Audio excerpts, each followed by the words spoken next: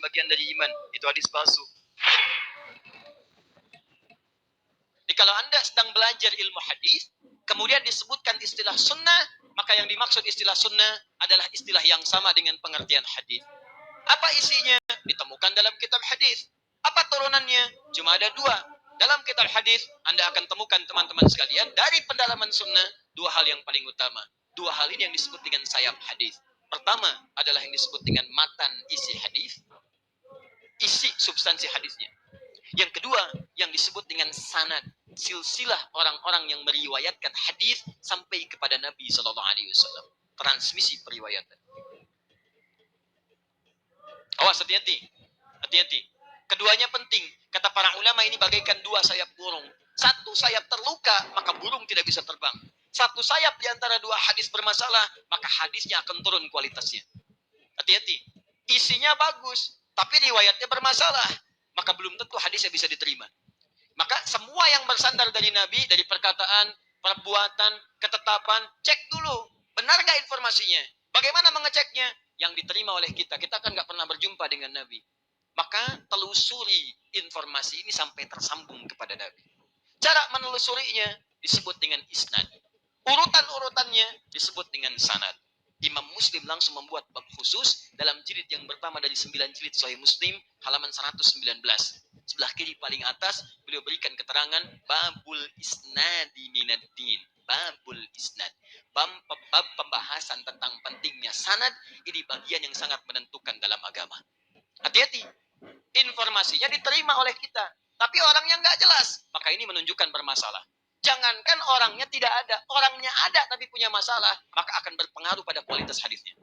Pernah dengar hadis ini? A'udzu billahi minasyaitonir rajim.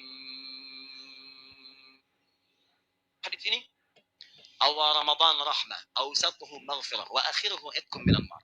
Awal Ramadan itu rahmat, pertengahannya ampunan, ujungnya itqum, pembebas dari neraka. Pernah dengar itu?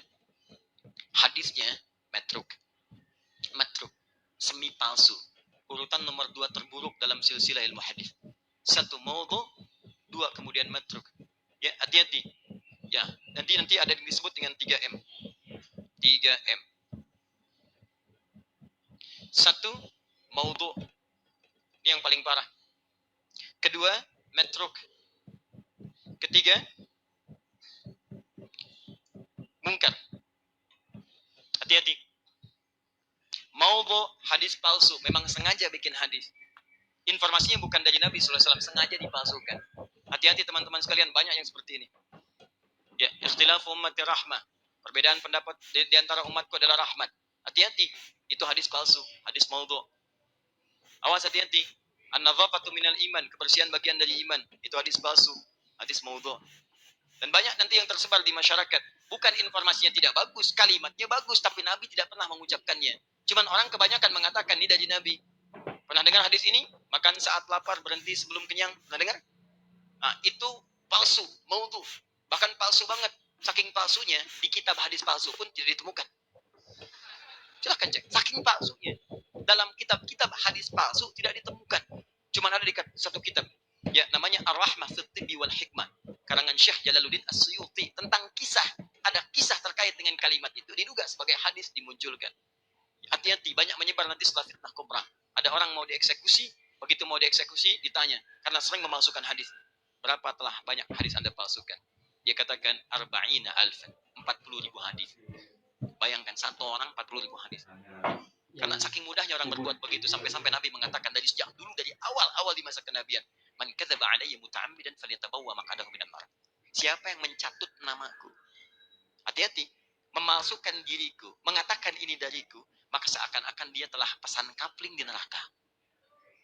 Siap-siap tempatnya di neraka. Kayaknya sudah pesan kapling tuh. Ya. Gampang, bikin hadis tuh gampang. Sampai kalimat-kalimatnya terasa bagus, benar, disandarkan pada Nabi. Salah. Kalau Anda ikut pelajaran ilmu hadis yang di Indonesia, itu guru kita sering mencontohkan saking gampangnya orang bikin hadis palsu, orang Jawa dengan orang Sunda berdua bisa bikin tuh. Ya. Orang Jawa, Sunda, sudah tua, sepuh. Sepuh disebut dengan syekh. Dua orang sepuh disebut dengan syekhan. Dalam ilmu hadis syekhan, Bukhari, Muslim. Al-Bukhari dan Muslim. Ini orang Jawa, orang Sunda bikin hadis palsu. Dua orang sepuh syekhan. bikin hadis. Apa bunyinya? Qala afdalu dahri bi faisil laili. Kujifa wa kulifa wa ubina hatta karu saudahu. Fa idza bukhila fa duriba unuqu thalatha marat hatta utiha. Rawahu syaikhan. Paham? Tidak. Yuk kita terjemahkan. Ini nahunya benar semua. Sorofnya bagus. Bahasa Arabnya lengkap. Afdalu dahri, dahar yang paling afdol. Bifaisil laili, dengan pais lele. Kucipa, kasih kecap sedikit. Wakulipa, hidangkan kerupuk. Hatta karusa udanghu, sehingga terasa udangnya. Fa'idha bukhila, apabila kebehelan. Faduriba unukuhu, maka pukul punduknya talatha marat 3 kali. Hatta utiha, sampai utah. Rahu syaikhan. Baru ketawa. Jadi orang kalau mau bikin-bikin yang seperti ini, mikir dulu pesan kapling di neraka. Yang salah, ini kata Nabi, itu maudhu namanya. Hadis palsu. Yang ini, matruk, semi palsu.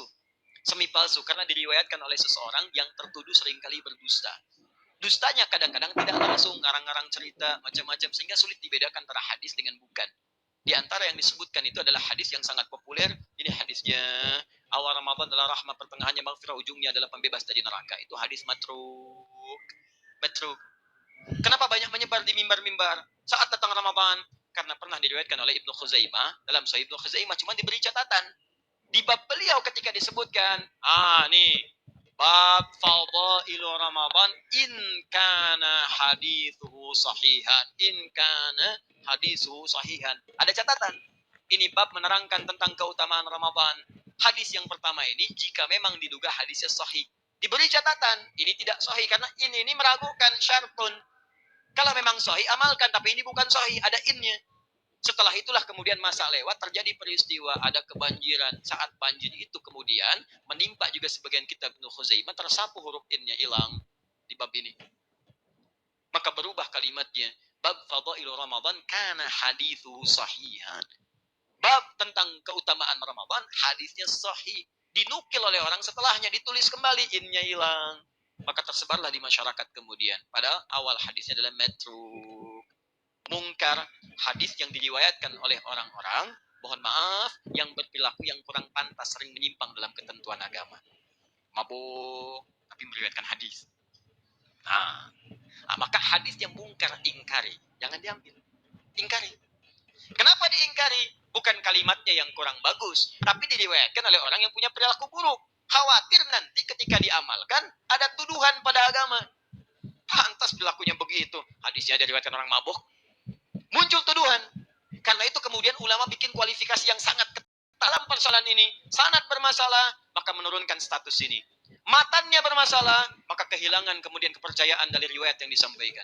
Jadi teman-teman, kalau Anda ingin mencari pengertian sunnah dalam pengertian hadis, maka kembalikan ke kitab hadis. Jelas? Cari referensinya. Ada 4 jenis. Saya berikan dengan cepat. Kalau ingin melihat tuntunan umum, cari kitab Al-Jami namanya. Jami itu umum. Misal, saya ingin melihat tuntunan Nabi dalam kitab hadis tentang persoalan yang umum. Bab bisnis, bab tentang iman, bab tentang mencari pengetahuan, bab tentang pemerintahan, bab tentang rumah tangga, cari kitab Al-Jami. Al-Jami itu sesuatu yang masih umum, komprehensif. Di antara yang paling populer, ada kitab namanya Al-Jami As-Sahih Al-Musnad Al-Mukhtasar min umuri Rasulullah sallallahu alaihi wasallam wa sunanihi wa ayyamihi. Ulang. Karena terlampau panjang, singkat dengan Sahih Al-Bukhari yang meriwayatkan Imam Al-Bukhari. Terdiri dari 95 bab. Setiap babnya berisi beberapa hadis-hadis tuntunan Nabi sallallahu alaihi wasallam. Bab pertama Kitabul Iman. Panduan meningkatkan iman. Jadi kalau antum, maaf ya, iman sedang naik turun, naik turun. Kak, tadi aku teleponan sama ibu. Katanya ibu nggak sahur. Ramadan terasa berbeda. Pengen stabil, naik nggak pernah turun. Maka bagaimana caranya? Lihat sunnahnya. Di mana sudah ditemukan? Di kitab hadisnya. Apa kitabnya? Jami' Sahih. Sahih Al-Bukhari. Buka bab pertama. Namanya Kitabul Iman. Ada 57 hadis. Pelajari itu semua. Amalkan dalam kehidupan. Maka iman Anda akan terasa naik, dan tidak pernah turun. Paham di sini? Nah, ini yang disebut dengan pengertian sunnah dalam pengertian ilmu hadis. Kedua, ada yang disebut dengan sunan. Sunan, awas hati-hati. Ada sunan dalam pengertian kitab hadis. Sekarang banyak istilah sunan tuh. Awas hati-hati. Bawa ke cerita, bawa ke macam-macam. Ya, ada sunan kitab, ada sunan Kalijaga, ada sunan Kalijodo, ada sunan Kali Ciliwung, ada macam-macam. Ya, Kita kembalikan, kalau disebutkan sunan dalam pengertian ilmu hadis, maka itu yang dimaksud kitab-kitab hadis yang disusun berdasar urutan fikih. Jadi kalau teman-teman pengen cari referensi sunnah Nabi yang cepat dalam urusan fikih, jangan nyari kitab jami, carinya kitab sunan. Sunan Abu Daud, Sunan An-Nasai, Sunan At-Tirmidzi. Sekalian saya lurusin nih, ada sebagian orang kalau enggak Bukhari, enggak sahih nih. Saya nggak mau terima, hadisnya nggak sahih. Berarti dia belum paham ilmu hadis. Dia nggak ngerti ilmu hadis. Yang dimaksud di Sahih Al-Bukhari, itu yang dikumpulkan oleh Imam Al-Bukhari dalam kitab beliau, dalam masalah-masalah umum. Semua hadisnya sahih memang betul, tapi tidak mencakup semua persoalan. Yang dikumpulkan oleh beliau saat hidup, beliau meninggal, nggak ngumpulin lagi. Datang Imam Muslim meninggal, nggak ngumpulin lagi. Karena dua-duanya sudah ada metode pengumpulan yang umum, maka ulama setelahnya mengumpulkan dengan metode berbeda. Untuk memberikan spesialisasi. Ini yang umum udah banyak nih. Kita konsentrasi aja di bidang fikih. Ketika hadis-hadis dikumpulkan, khusus dalam bidang fikih, maka berubah istilah menjadi sunan namanya. Nah, Anda kalau pengen cepat belajar fikih dari tuntunan sunnah, referensi hadis, maka cari kitab sunan. Misal, Sunan Abu Daud. Saya ambil contoh. Saya sering katakan kepada Anda, turun, ini, dalam i'tidal, ke sujud. Mau pakai telapak tangan, mau pakai lutut. Saya pakai lutut. Ustaz Umar minta pakai telapak tangan. Ibnul Qayyim Al-Jauziyah rahimahullah pakai lutut. Ya. Kemudian Syekh Al-Albani menggunakan telapak tangan. Dari mana menemukan itu? Antum cari di Sahih Al-Bukhari. Sampai kiamat kurang 2 hari, gak akan ketemu. Saya kasih tahu dari sekarang. Kalau nggak percaya, cari aja. Silakan. Ini syarahnya ada di belakang nih. Ya. Yang syarah Ibnu Hajar Al-Asqalani. Yang warnanya orange itu. Yang di dalam, yang belum dibuka sebagiannya. Itu kan? Nah, itu. Nggak, cari nggak akan ketemu. Saya Muslim, susah. Yang ada di mana? Abu Daud. Karena beliau konsentrasi merumuskan hadis-hadis dalam urutan fikih. Yang pakai lutut, nomor hadis 838. Paling kanan sebelah bawah di kitabnya. Riwayatnya dari Wa'il bin Hujur. Beliau meriwayatkan dari Nabi di awal-awal masa keislaman. Ketika beliau masuk Islam di awal-awal masa Islam. Melihat Nabi masih dalam keadaan kuat. Nabi sholat kemudian turun lututnya terlebih dahulu. Nabi katakan, "Idza sajadta fala tasjud kama yabrukul ibil, falyadha rukbatahi qabla yadayhi." Kalau kamu pengen sujud, jangan kamu sujud seperti duduknya unta. Letakkan dulu kemudian lututmu sebelum telapak tanganmu. Kalimatnya ibil. Tapi ketika nomor hadis 840 sampai 841, paling kiri sebelah atas, yang riwayatkan sahabat Abu Hurairah. Sahabat Abu Hurairah masuk Islam 3 tahun sebelum Nabi wafat. Di tahun ke-7 Hijrah. Usia Nabi sudah 60 tahun. Nabi sudah semakin lemah. Begitu beliau kemudian sholat, terlihat beliau menurunkan dengan telapak tangannya. Begitu turun pakai telapak tangan, keluar kalimatnya. Berubah kemudian kosakata tentang untanya. Idza sajadta fala tasjud kama yabrukul ba'ir. Falyadha yadayhi qabla rukbatayhi. Kalau pengen sujud, sujudlah kemudian, tapi jangan duduk seperti duduknya unta. Dahulukan telapak tanganmu sebelum lututmu. Ustadz, kok bisa? 2 hadis ini kok bisa seakan-akan bertolak belakang? Paradoks. Yang satu bilang pakai lutut, yang satu bilang pakai telapak tangan. Mana yang benar, Ustaz? Cek, hadisnya di mana? Kitab yang sama. Yang meriwayatkan siapa? 2 orang berbeda. Maka kalau Anda temukan beberapa hadis dalam satu peristiwa kelihatan tidak sama, maka rumus hadisnya kumpulkan keduanya. Dikumpulkan disebut al-jamu.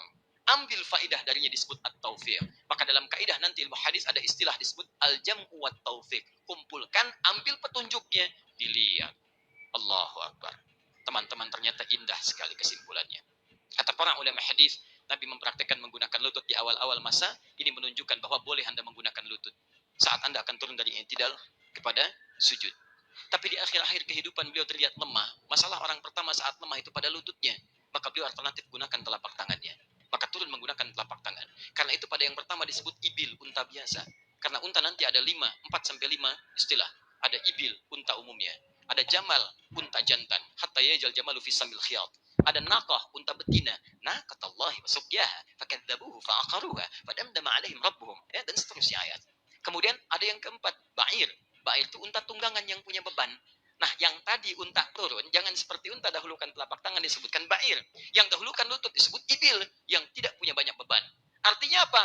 Nabi ingin memberikan gambaran bahwa kalau mau sujud, silahkan cari 2 alternatif. Boleh pakai telapak tangan, boleh pakai lutut. Jangan juga simpulkan dengan kesimpulan yang keliru. Kalau ada orang menggunakan telapak tangan, berarti dia sudah sepuh, sedang punya beban. Belum tentu. Karena ada atlet yang cedera lututnya, Ya, kemudian karena ada beberapa orang yang tidak mungkin pakai lutut, ada bermasalah, maka turun pakai telapak tangan. Kesimpulan hukumnya, sujud turun boleh pakai telapak tangan, boleh pakai lutut. Jangan bicara yang macam-macam. Begitu turun pakai telapak tangan, sepuh. Wah, lain. Begitu turun pakai lutut, kayak unta. Ya, Anda cuma baca satu hadis. Lutut boleh, telapak tangan boleh. Yang salah yang pakai kepala duluan.